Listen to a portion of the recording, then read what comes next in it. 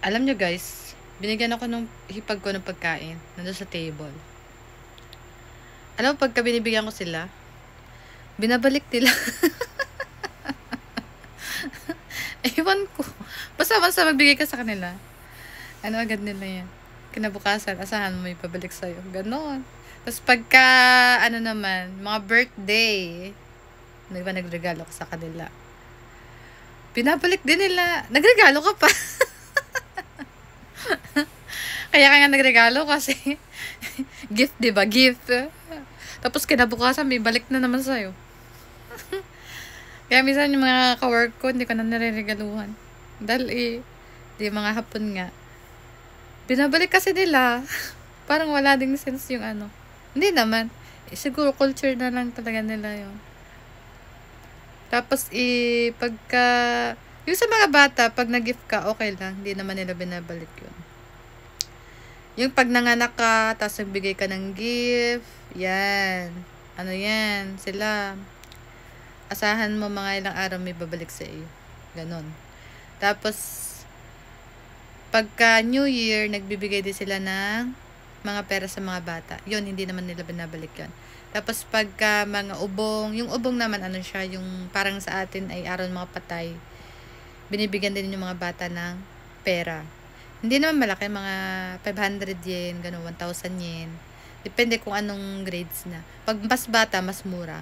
Pagka medyo malaki na, mas malaki-laki naman. Gayon.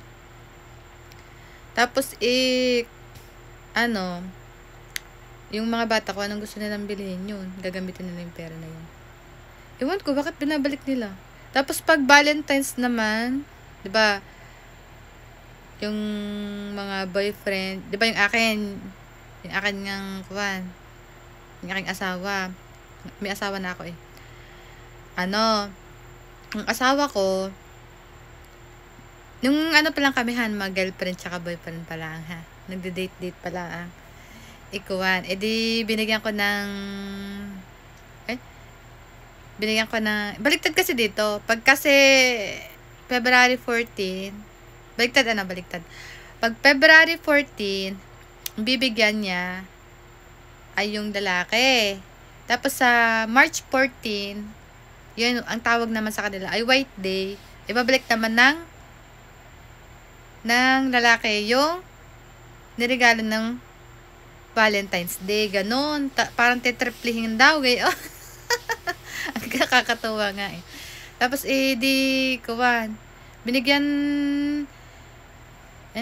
binigyan ko ng regalo ng aking asawa. Tapos yung boyfriend ka, binigyan ka ng chocolate.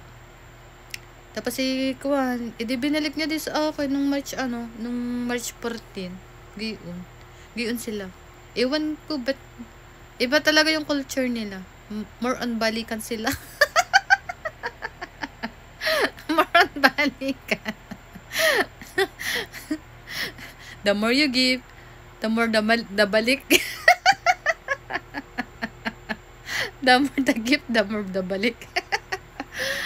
Tapos, ayun. Tapos,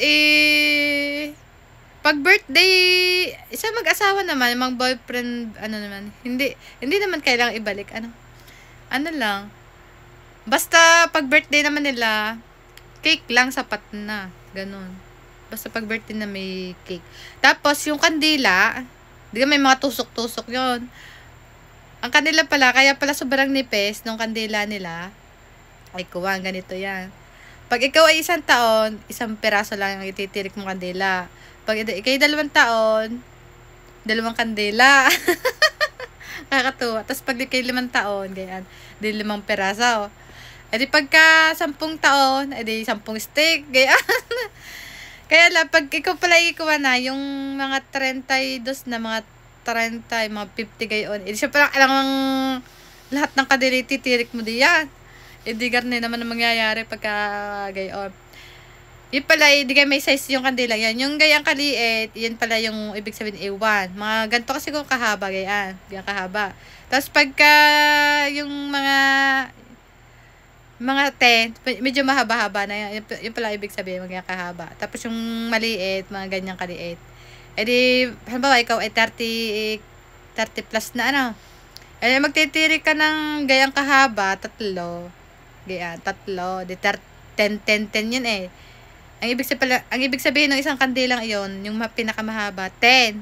E di 10, 10, 10, e di 30. Tapos kayo ano ng 3 pang kandila, e di kuha na. E di 33, gayon. E di titirik mo yon. Alam mong maliliit na kandila, di puro na kandila yung nakalagay doon. Puro kandila na. Hindi na makakain ng cake. Akala ko gayon dati. Akala ko yun, ay titirik lahat yung kandila, 33 piraso. Ano pa makakain doon? Puro tusok na ng kandila. Tapos, kawan. Ayun, edi nalaman ko na, edi 3 pirasong, ako ko na, 30, ano na ha, 31 na. Hindi pa ako 33 ha, 31 pala. Tapos, edi, yun, tinirik ng kandila, yung paligay yun. Ano ba, 50 ka, di 5 piraso mahaba, tapos, yung maliliit na, gayon. Ayun lang ang kwento for today. Wala nga akong kalipon. At ako naboboring. Siya, ay paalam na muna. Bye-bye! Sa susunod na uli natin mga kwentuhan.